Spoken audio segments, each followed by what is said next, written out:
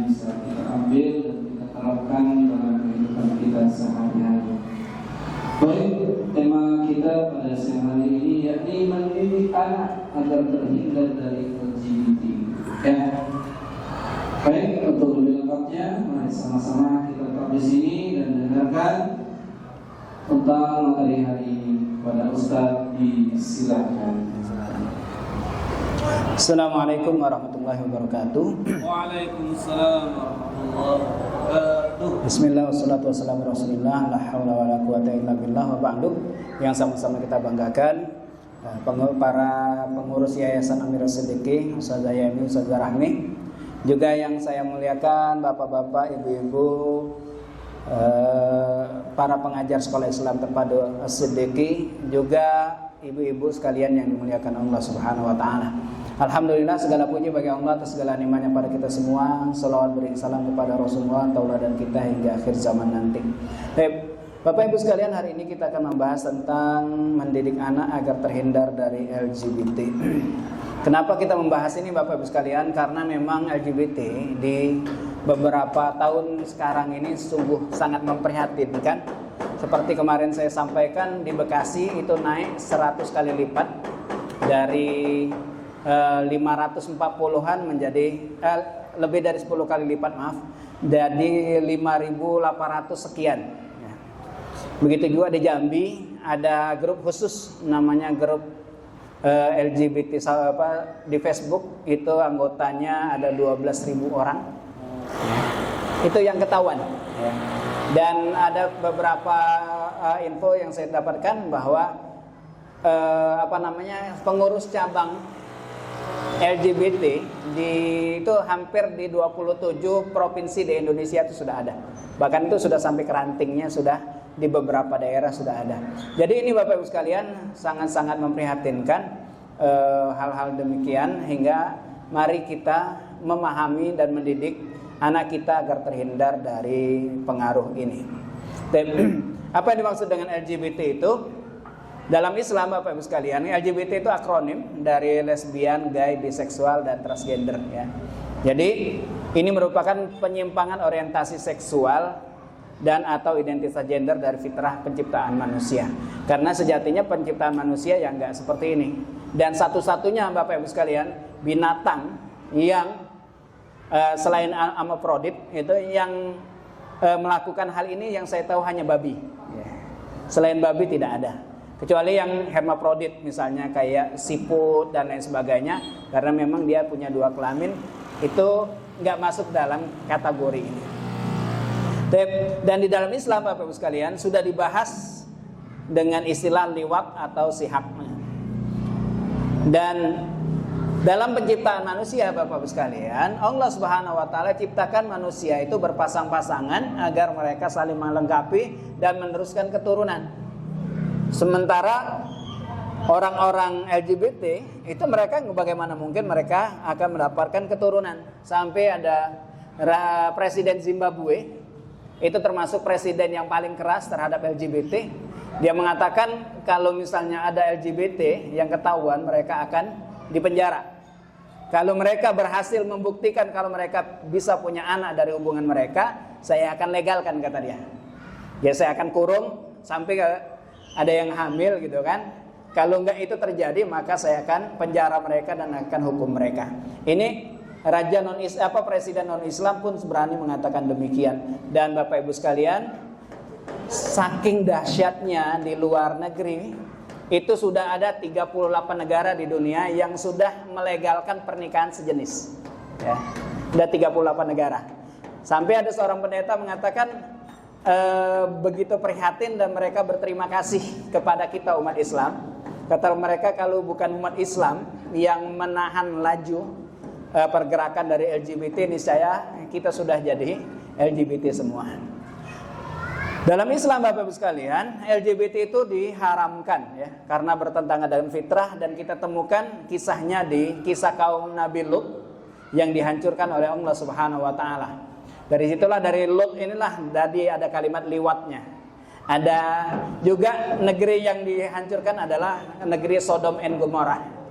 Jadi kalau misalnya Bapak Ibu sekalian tuh ketik di Google itu Sodom dan Gomora, itulah negeri yang dihancurkan oleh Allah Subhanahu wa taala karena mereka melakukan tindakan homoseksual.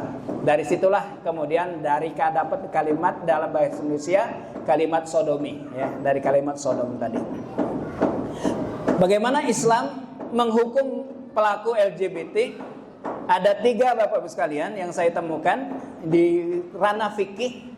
Yang pertama Bapak Ibu sekalian, Nabi SAW menyebutkan bahwa ketika ada pelaku homoseks, maka bunuhlah pelaku dan objeknya.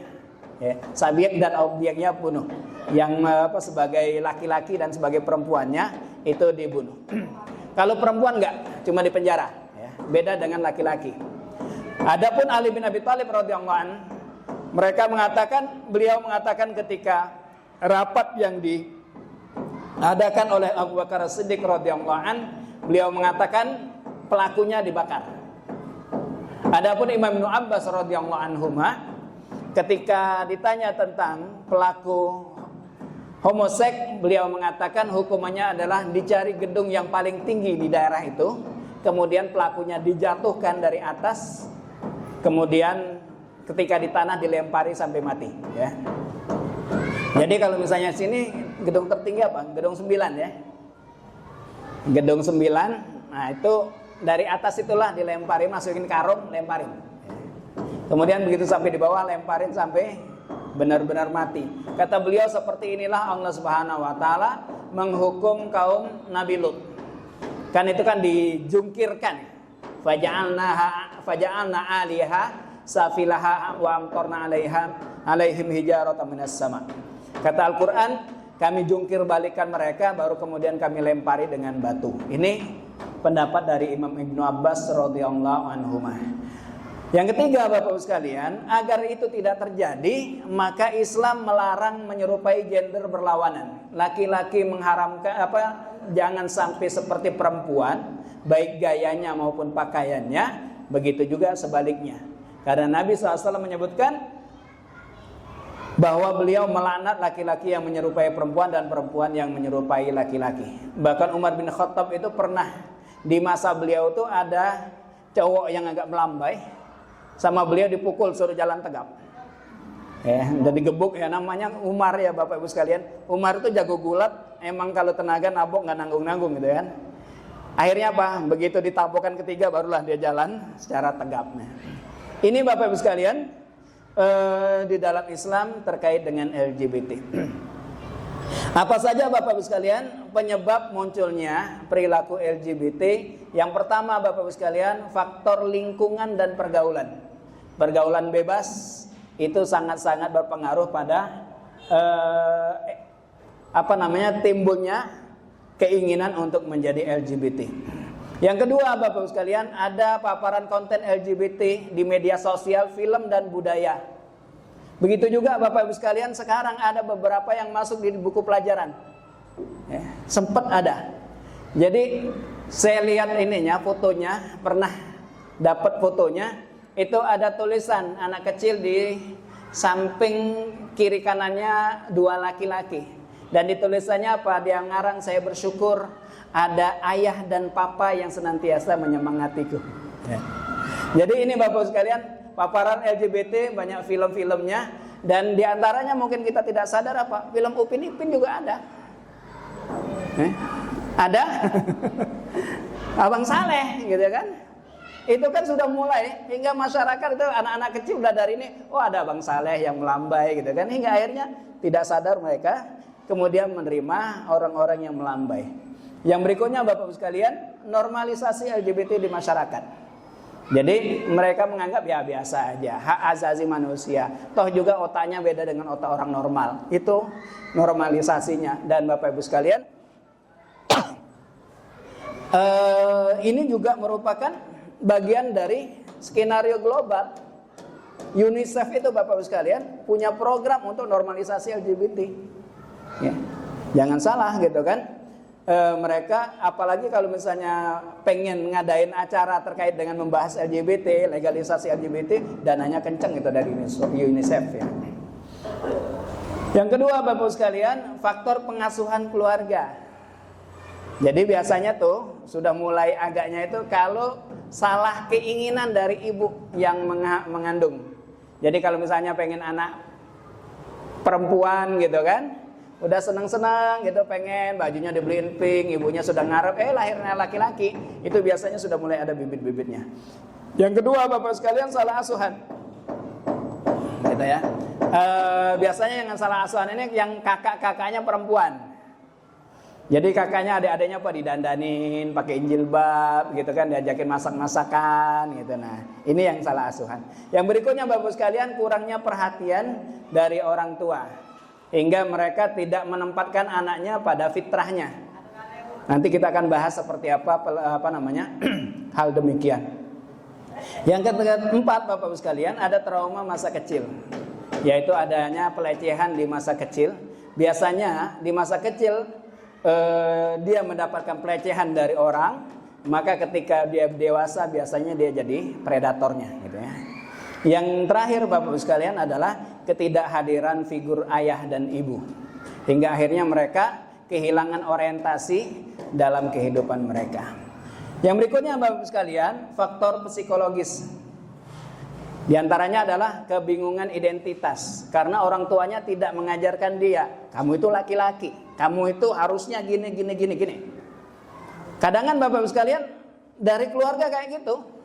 Contoh misalnya ada artis yang namanya Diki Divi, itu panggilannya apa? Neng. Hingga akhirnya apa, dia bingung kan identitasnya seperti apa gitu. Begitu juga Bapak sekalian, ada gangguan emosional yang tidak ditangani hingga akhirnya apa, dia cerita, dia curhat, hingga akhirnya ditanggapi beda oleh orang-orang LGBT. Tapi Bapak sekalian, yang berikutnya adalah propaganda global. Itu ada ini UNICEF ya Bapak sekalian. Kita lihat nih judulnya, artikel dari UNICEF, parenting, gimana 5 cara untuk mensupport anak Anda yang LGBT.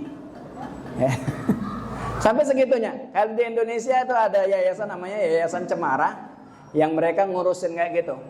Jadi kalau misalnya ada korban-korban LGBT yang sudah sangat-sangat, itu mereka yang ngurusin, nganterin ke rumah sakit, belai kepalanya gitu kan. Jadi kalau yang sudah kena AIDS itu Bapak Ibu sekalian, sangat-sangat luar biasa tuh kan.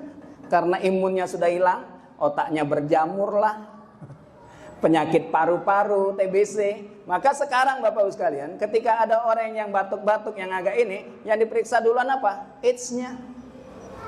Ya. Karena itu akan timbulnya apa, dari AIDS kemudian ada TBC-nya, ada dan lain sebagainya gitu kan. Ini propaganda global yang hingga akhirnya melahirkan film-film yang sangat-sangat luar biasa. Walt Disney Bapak Ibu sekalian mengeluarkan film terkait dengan LGBT. Dulu zaman kita setengah besar, ada film Teletubbies. Ada yang nyadar nggak? Kalau di Teletubbies itu ada yang agak melambai. Nggak nyadar ya. Di Teletubbies itu Bapak Ibu sekalian, ada yang suaranya cowok tapi hobi bawa tas cewek, warnanya ungu. Ininya apa? Segitiga di atasnya. Siapa namanya Bu?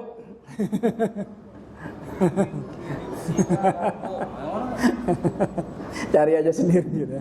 Nah ini Bapak sekalian, di beberapa episode ada dia rebutan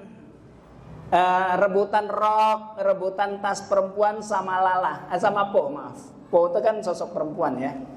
Ini Bapak Ibu sekalian, yang kemudian ketika ditonton anak di bawah sadar, anak mengatakan, wah ini satu hal yang lumrah, laki-laki rebutan rok sama perempuan gitu ya.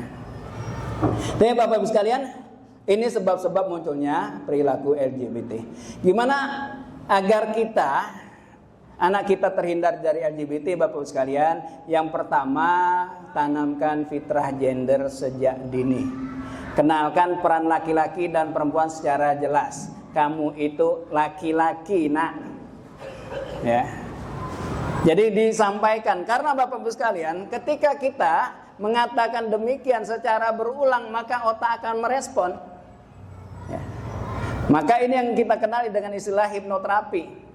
Jadi kalau misalnya Bapak Ibu sekalian, ada seorang ibu misalnya ngomong ke anaknya, kamu itu bodoh, maka kalau itu terus berulang, maka anak menangkap bahwa dia bodoh.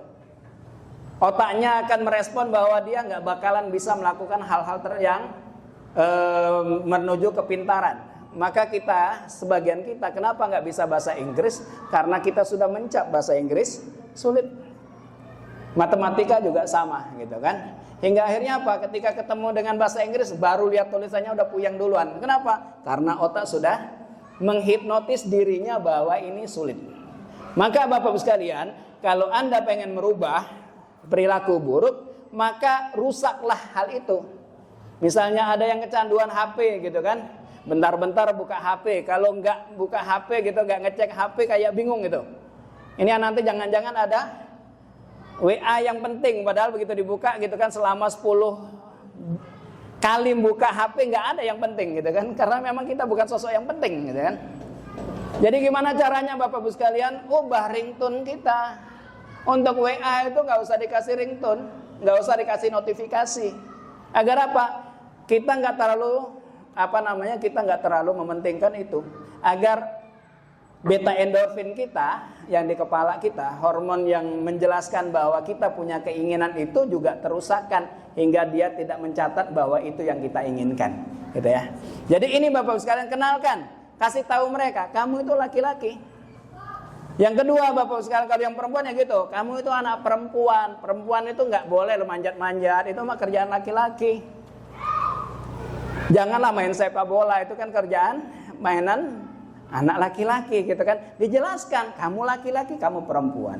Yang kedua Bapak sekalian, ajarkan batasan aurat dan adab pergaulan sesuai dengan syariat. Laki-laki mainnya sama laki-laki, perempuan mainnya sama perempuan. Maka bersyukurlah Bapak Ibu sekalian, anak Bapak Ibu sekalian, ketika di sekolah Islami itu dipisah duduknya. Beda kayak zaman kita SD dulu kan, sebangku cewek cowok gitu kan. Selesailah gitu. Yang kedua Bapak sekalian, jadilah teladan bagi anak kita. Karena anak kita itu akan meniru perilaku dari orang tuanya. Ayah itu tegas. Ya, ayah itu melakukan pekerjaan laki-laki. Beda dengan ibu, ibu itu melahirkan kelembutan. Jangan kemudian anak laki-laki nurut ibunya gitu kan. Maka Bapak sekalian, seperti dulu saya sampaikan, untuk agar mereka mengenal gender itu di bawah 5 tahun, di bawah 6 tahun maaf, di bawah 6 tahun ibu ngikut anak, anak perempuan dekat dengan ibu, anak laki-laki dekat dengan bapak. Agar apa? Agar mereka menyerap, yang laki-laki menyerap kelaki-lakian bapaknya, yang perempuan menyerap kelembutan dari ibunya. Begitu sudah SD Bapak sekalian kelas 2, kelas 3 maka disilang. Ibu anak laki-laki dekat dengan ibunya, anak perempuan dekat dengan bapaknya. Agar akhirnya apa? Dia mencintai lawan jenisnya, gitu ya. Jangan kedepannya apa? Dekat anak laki-laki dekat dengan bapaknya. Akhirnya apa? Saya pernah dapat kasusnya kayak gitu Bapak sekalian. Dia senantiasa dekat dengan bapaknya hingga akhirnya apa? Dia kagum dengan bapaknya hingga dia kehilangan ketertarikan dengan perempuan. Saya punya kawan kayak gitu ya, bukan kawan sih, yang curhat sama saya gitu kan. Jadi ini Bapak Ibu sekalian yang bisa kita lakukan. Yang ketiga, awasi lingkungan dan pergaulan anak kita. Ya, untuk film hati-hati tadi, banyak film yang sudah mengarah ke sana. Walt Disney juga saya lupa judul filmnya. Ya, jadi sekarang sudah banyak film-film yang mengarah ke sana Bapak Ibu sekalian. Yang kedua, awasi pergaulan dan teman sebayanya. Karena dulu saya sampaikan, kalau anak di bawah prasekolah biasanya yang paling didengar omongannya bapak dan ibu. Kalau sudah masuk sekolah ngomongnya apa? Kata guru. Makanya ibu-ibu sekalian kalau misalnya pengen anaknya berubah, titip pesan sama ibu gurunya. Bu, tolong pesenin anaknya gini. Ah, itu cepat itu. Karena apa Bapak sekalian? Kalau misalnya kayak gitu, anaknya kan ngotot. Kata bu guru nggak kayak gitu kan? Kesel banget gitu kan? Begitu sudah diomongin gitu sama bu guru, oh kata bu guru kayak gini, bapak ibunya langsung emosi. Dari kemarin mama sudah ngomong kayak gitu kan. Nah bapak ibu sekalian, setelah dia usia 14 sampai 15 tahun gitu kan ke atas, udah mulai omongannya apa kata temen. Makanya awasi pergaulan dan teman sebaya. Banyak loh kasus bapak ibu sekalian, justru orang-orang ini saya dapat dari ceramahnya Dr. Aisyah Dahlan. Kata beliau, anak yang kena yang LGBT itu kawan-kawannya itu lembut-lembut, kalem-kalem, sopan-sopan. Begitu dia sakit bapak ibu sekalian, dibawa ke rumah sakit, ternyata apa? AIDS. Akhirnya apa? Anaknya ngaku ternyata kawannya yang rajin jemput dia, yang sopan, yang cium tangan, yang nadanya lembut, itulah yang jerumusin mereka, gitu ya. Jadi hati-hati, awasi pergaulan anak-anak kita. Yang keempat bapak ibu sekalian, berikan batas pendidikan seksual Islami secara bertahap. Jelaskan beda laki-laki dengan perempuan, pubertasnya gitu kan. Karena hari ini bapak ibu sekalian, kan pubertas anak itu kan semakin cepat bapak ibu sekalian. Kalau nggak salah saya pernah sampaikan di sini, di 2035 diprediksi anak itu akan balik itu di usia 11 tahun. Ya, makanya ibu-ibu sekalian yang punya anak mendekati 11-12 tahun siap-siap. Ya. Kok cepat banget dewasanya secara pubertasnya bapak ibu sekalian? Karena makanan dan tontonan. Ya. Kalau dulu kan makan kita apa? Kangkung paling. Yang gizi-gizi yang untuk kayak ini apa? Telur paling. Itu pun telurnya dibelah dua gitu kan ya.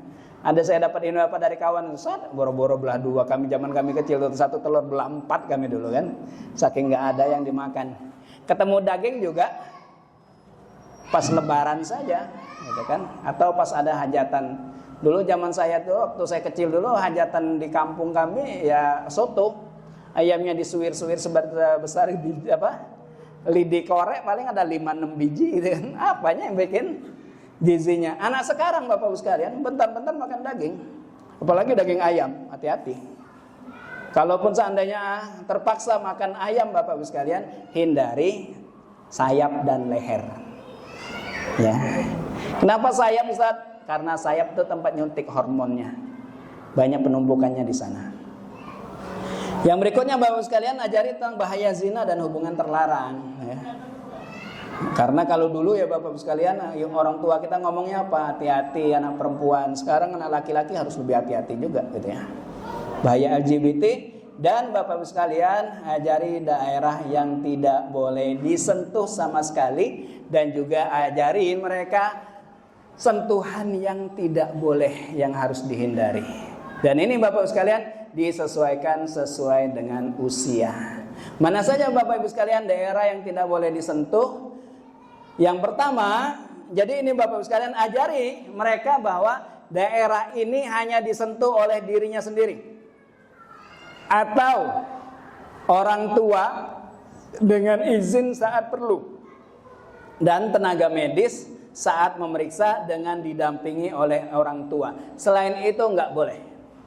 Ajari mereka itu. Jadi kalau misalnya anak usia 5 tahun, 6 tahun, ajari mereka untuk nutup kamar mandi. Keluar jangan pakai anduk saja, ada keluar dari kamar mandi itu. Ya, ajari mereka demikian bapak ibu sekalian agar mereka memahami bahwa itu aurat, malu kalau itu terlihat. Gitu ya. Apa saja bapak ibu sekalian aurat atau privat partnya? Yang pertama dada, baik laki-laki maupun perempuan. Ya, ajari mereka kalau ada nyentuh marahin, bila perlu tabok. Gitu ya. Yang kedua bapak ibu sekalian, apalagi yang megangnya orang yang lebih dewasa. Yang kedua, ketiga dan seterusnya bapak ibu sekalian, yang ini karena memang bagian dari udah dekat dengan kemaluan. Ini ajari mereka. Jadi kalau misalnya ada yang menyentuh ini, maka marah. Karena bapak ibu sekalian, orang-orang yang kena kalau jadi korban LGBT itu biasanya apa? Disentuhnya diem aja. Karena mereka apa? Nggak berani melakukan perlawanan. Ya. Jadi sentuh dia, udah lanjut lagi, hingga akhirnya karena dia tidak di rumah tidak diajari untuk memberontak, maka dia diam saja. Apalagi ujung-ujung dikasih duit dan lain sebagainya gitu ya. Karena di hari ini Bapak sekalian, demi duit banyak yang bermasalah gitu kan. Ada yang maaf, seorang wanita menukar keperawanannya hanya demi iPhone gitu kan. Dan ironisnya Bapak sekalian, Indonesia marak jilbab tapi ternyata tidak dibarengi dengan pemahaman agama mereka. Kemarin ada survei di pabrik pada para karyawati yang berjilbab, jawabannya apa Bapak sekalian? 60% wanita yang berjilbab di pabrik itu tidak sholat ya. Ini Bapak sekalian ironisnya gitu kan. Yang berikutnya Bapak sekalian, nah ajari mereka apa yang ada di dalam kaos dalam dan celana dalam itu tidak boleh ada yang nyentuh kecuali tadi 3 kelompok orang tadi. Yang berikutnya Bapak sekalian, ajari mereka aturan sentuhan baik dan sentuhan buruk. Jadi ada namanya sentuhan baik itu misalnya gandeng di tempat keramaian. Jalannya gandeng-gandeng biasa itu, bukan sambil tangannya ini. Yang kedua Bapak sekalian, memberikan pertolongan ketika anak jatuh. Yang berikutnya adalah pemeriksaan dokter dengan izin orang tua, ini sentuhan yang baik. Ajari mereka seperti itu. Jadi kalau 3 hal ini atau orang tua atau dokter yang menyentuh itu enggak masalah karena tidak ada tujuan yang buruk. Adapun Bapak sekalian, kalau sentuhan buruknya adalah menyentuh bagian pribadi. Nah, ini sentuhan yang buruk. Atau nyuruh anak nyentuh tubuh orang lain. Atau sentuhan rahasia atau sentuhan yang bikin anak tidak nyaman. Contohnya misalnya Bapak sekalian, tangannya gerayang misalnya, nyentuh punggung tapi jalan. Nah ini kan sentuhannya sentuhan yang bermasalah nih. Ajari mereka untuk berkata tidak atau hal-hal yang bersifat menolak kalau hal itu terjadi. Ingat, katakan ke mereka siapapun ya, karena hari ini kan banyak kan di pondok-pondok gitu kan yang otak-otak kiainya kiai cabul gitu ya. Nah ini karena kiai yang melakukannya sudah pasrah saja ya. Jadi ingatkan pada mereka, selain 3 yang tadi, diri sendiri, orang tua dan pihak medis, yang lain gak boleh megang gitu ya. Yang berikutnya Bapak Ibu sekalian, ajarkan mereka untuk tidak ada rahasia-rahasiaan dengan orang tua terkait dengan tubuhnya. Jadi kalau ada yang nyentuh badan atau ngasih tahu rahasia atau ngomong yang jorok, ngomong cerita sama ibu, si fulan melecehkan saya, si ini. Jadi nggak boleh ada dusta gitu kan. Kalau misalnya kejadian di pondok, telepon, kasih tahu, ya, agar itu tidak terjadi. Yang berikutnya Bapak Ibu sekalian, ajarkan 3 reaksi utama untuk orang-orang yang melakukan pelecehan. Yang pertama, lari sejauh mungkin. Yang kedua Bapak sekalian, teriak ya, dengan bilang jangan sentuh aku. Dan yang ketiga, laporkan ya. Jadi ajarkan ini kepada anak kita. Jangan sampai kita kemudian sudah kejadian baru nyesel. Nauzubillah min dzalik. Karena Bapak sekalian, kalau cerita saya baca-baca cerita terkait dengan korban plus perilaku LGBT ini miris Bapak Ibu sekalian. Ada bapak-bapak punya anak gitu kan, karena agak kurang duit dia kerja jauh dari istri. Apa yang dilakukannya Bapak Ibu sekalian? Jadi simpenan, istrinya jilbaban, sementara suaminya apa? Kena AIDS gara-gara itu. Banyak kejadian yang seperti ini. Yang berikutnya Bapak Ibu sekalian, ajari contoh kalimat ya untuk menolak hal-hal demikian ya.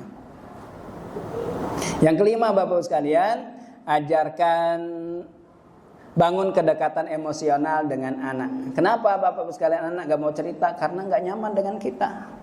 Maka berikan rasa aman pada mereka. Saat mereka cerita itu kita dengarkan.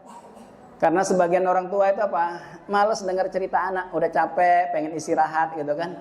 Ujung-ujungnya apa? Anak bingung kapan mau cerita. Balik sekolah mau cerita, suruh makan dulu. Habis makan suruh tidur. Hati-hati di gym, hati-hati ya. Yang kedua apa? Di salon. Ya. Jadi maka hati-hati ya Bapak sekalian. Itu biasanya ada beberapa tempat gym yang saya dengar itu yang jadi tempat rekrutan mereka.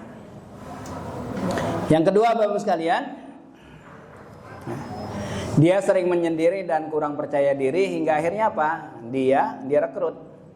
Pemalu ekstrim, tidak percaya diri. Jadi ajarin anak kita itu untuk percaya diri.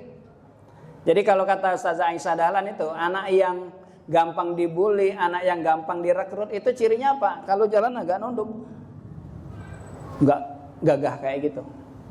Ya. Jalannya agak nunduk, agak menyendiri. Kalau duduk di pojokan, nggak banyak kawan, nah itu paling gampang itu direkrut. Karena apa? Rentan dia. Pengen masuk ke komunitas, pengen dia diakui, sebetulnya dia pengen untuk diakui, tapi tidak ada yang mau mengakui dia.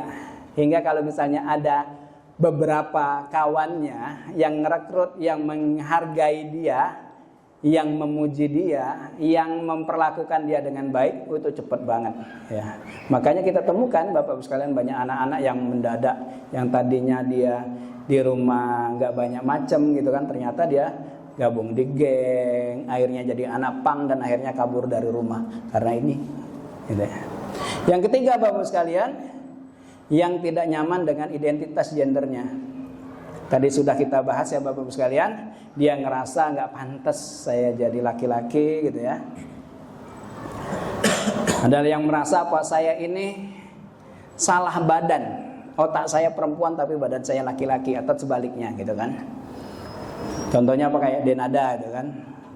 Dia udah ngomong kemana-mana, saya itu sebenarnya perempuan gitu kan, tapi saya terjebak di laki-laki gitu ya. Ini tadi Bapak sekalian penyebabnya sudah kita bahas ya.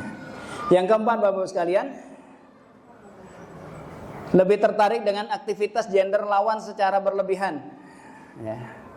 Anak perempuan cukurnya kayak anak laki-laki, pakai celana panjang, pakai celana jeans, bajunya kemeja gitu kan. Hobinya main bola gitu kan. Latihan karate dan lain sebagainya misalnya. Sementara perempuan gitu kan, hobinya apa? Di rumah, di ininya lemarinya banyak produk perawatan kulit. Laki-laki kan nggak ada ya perawatan kulit. Laki-laki itu apa? Sabun aja pakai semua, dari rambut sampai ke kaki kan pakai laki-laki gitu. Ini nih contohnya waktu kuliah dulu kan. Nggak ada ceritanya kayak perempuan ya, ada sabun khusus muka, ada rambutnya, ada toniknya, ada samponya, ada vitaminnya, ada begitu sudah ininya mukanya, ada apa lagi Bu? Ya gitulah, laki-laki mah nggak ada Bu. Ya, laki-laki itu sudah sabun cair dari kepala sampai kaki gitu ya. Mau mukanya itu ya nggak ada. Memang laki-laki seperti itu harusnya. Jadi kalau misalnya Bapak Ibu sekalian ada anak yang hobi beli perawatan kayak gitu, ya perlu diiniin. Anak saya kemarin minta ini beli obat apa namanya, sabun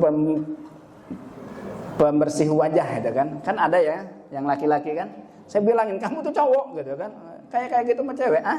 Ada Nivea Men dan lain sebagainya. Saya bilangin, kamu tuh cowok, gitu kan, bukan cewek.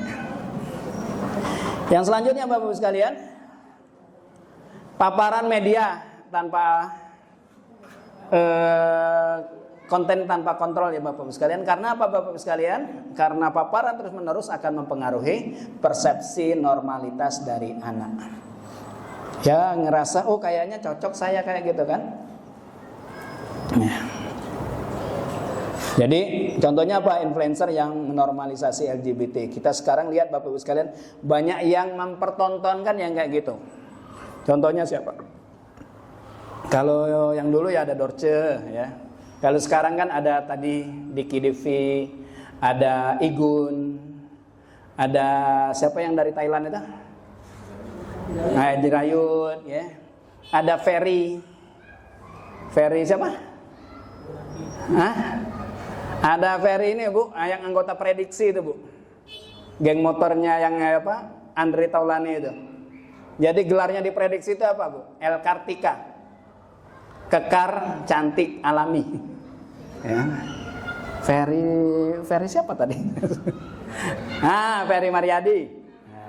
Ferry Maryadi. Ada juga ya banyaklah Bapak Ibu sekalian ya. Hati-hati dengan mereka. Karena itu Bapak Ibu sekalian, orang-orang seperti itu nanti juga berpengaruh. Nauzubillah min dzalik, akan berpengaruh pada anak yang akhirnya mempengaruhi. Karena kan itu kan tadi bu kata orang tuh, ala bisa karena biasa. Yang keempat, yang keenam Bapak Ibu sekalian, nah ini tadi memiliki trauma hingga akhirnya anak rentan dalam pencarian identitas yang salah. Yang ketujuh Bapak Ibu sekalian, pergaulan yang mendukung LGBT tadi. Jadi kalau misalnya ada kawannya sudah mulai melambai, Bapak Ibu sekalian hati-hati ya. Kalau ngomongnya udah lembut-lembut kayak gitu, udahlah itu gak lama bu, 3 bulan kelamaan kalau sudah di circle kayak gitu. Yang berikutnya Bapak Ibu sekalian, sangat memerlukan perhatian dan mudah dipengaruhi. Tadi anaknya rentan ya Bapak Ibu sekalian, di rumah dia nggak dapat perhatian, di rumah tidak dihargai. Kalau jalan pun nunduk terus gitu kan. Kalau ngomong itu takut-takut, untuk natap mata lawan bicara pun dia takut. Nah ini Bapak Ibu sekalian, ini rentan untuk direkrut menjadi LGBT. Yang ke-9 Bapak Ibu sekalian, ketidakseimbangan peran orang tua. Nah kalau ibunya terlalu dominan, yang ujung-ujungnya bapaknya jadi anggota isti, ikatan suami takut istri gitu kan. Nah,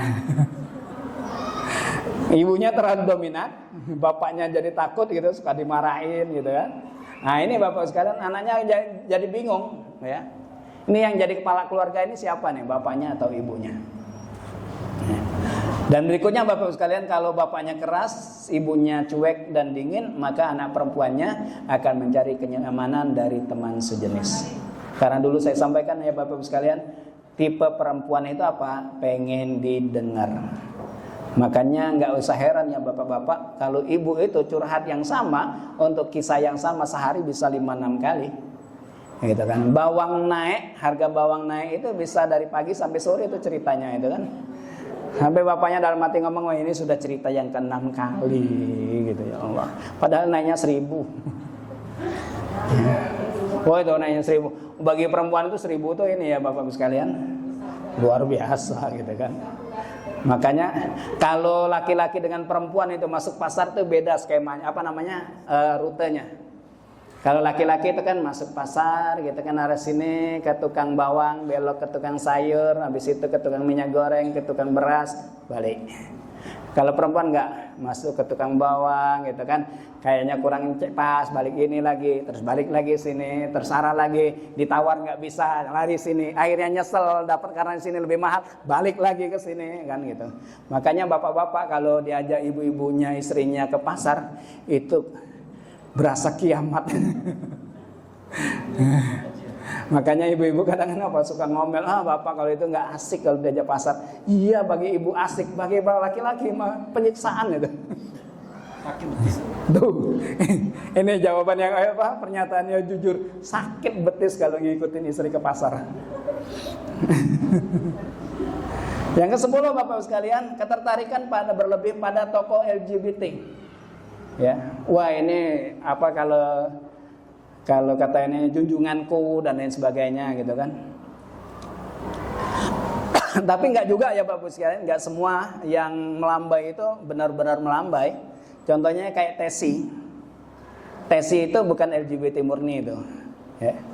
Jadi Tesi itu Bapak Ibu sekalian itu karena dia ketika dia jadi cowok gitu kan di Sri Mulat itu enggak lucu. Hingga satu hari dia melakukan manuver lah ya, apa istilahnya katanya, berimprovisasi dia tanpa sepengetahuan kawannya yang lain, dia keluar sebagai sosok cewek. Tuh. Dan aslinya Bapak Ibu sekalian, sebelum beliau ke Sri Mulat, Tesi itu tentara dia, marinir dia tuh, angkatan laut Tesi itu. Jadi marinir itu pasukan setengah elitnya angkatan laut. Itu Tesi. Jadi Tesi itu bukan LGBT murni, cuman yang biasanya LGBT murni itu kayak yang sudah setengah melambai itu ya Bapak Ibu sekalian. Itu hati-hati. Jadi kalau misalnya ada yang mengidolakan public figure LGBT gitu ya, meniru gaya rambutnya, cara bicara mereka gitu kan. Nah, ini merupakan tanda awal dari minat mereka terhadap gaya hidup tersebut. Catatan pentingnya Bapak sekalian, bahwa yang tadi saya bahas itu bukan vonis ya. Karena ada juga anak yang tomboy, perempuan yang tomboy enggak LGBT, ada gitu kan. Karena memang dia emang dekat dengan bapaknya hobi main bola, diajakin juga gitu kan. Tapi kalau tandanya sudah mulai serius, ya itu tadi Bu, Bapak Ibu sekalian, itu cuma alarm ya. Kudu kita sudah, orang tua harus sudah mulai waspada ketika hal itu terjadi. Dan ketika itu ada Bapak sekalian, selidiki faktor penyebabnya dan jangan langsung menghakimi. Karena itu tadi bisa jadi dia pengen diterima semua orang, akhirnya ketemu dengan kelompok itu dia melambai, ketemu dengan ini dianya tegas dan lain sebagainya. Dan Bapak Ibu sekalian, pendekatannya harus dengan lembut dan tidak menghakimi. Yang terakhir Bapak Ibu sekalian, perbanyak doa. Nabi Lut alaihissalam, beliau menyebutkan Rabbi najjini wa ahli mimma ya'malun. Ya Tuhanku, selamatkanlah aku dan keluargaku dari perbuatan yang mereka lakukan. Wallahu a'lam bishawab Bapak Ibu sekalian, semoga Allah Subhanahu wa taala menjaga kita dan keluarga kita semua dari perilaku yang menyimpang yang tidak diridhai oleh Allah Subhanahu wa taala. Wallahu a'lam bishawab, saya kembalikan mikrofon ke Ustaz Muntasir. Silakan Ustaz.